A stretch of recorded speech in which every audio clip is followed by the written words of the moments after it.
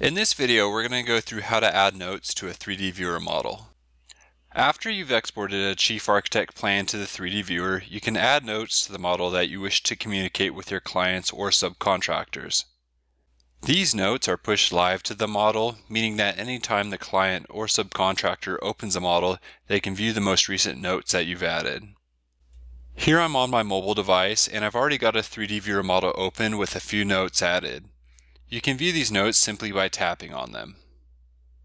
Notes can also include web links that you've pasted in that, when tapped, redirect you to the appropriate website. If you tap on the circular button with the arrow in it towards the top left-hand corner of the screen to open up the sidebar, and look on the View panel, you will notice an option for notes. Here you can cycle through the different notes that you've added to the model.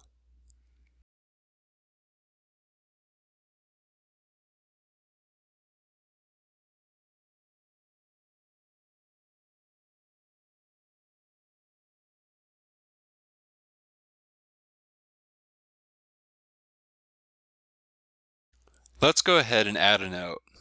Notes remember the camera view that you were last in, so the first step in adding a note is to get into the desired camera view.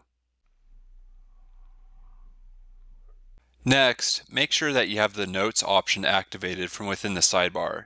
You can see that we already have this option activated, so now we can minimize the sidebar to increase the 3D view's screen size. To add the note, double tap on the surface that you would like to add the note to and give the note a title and description.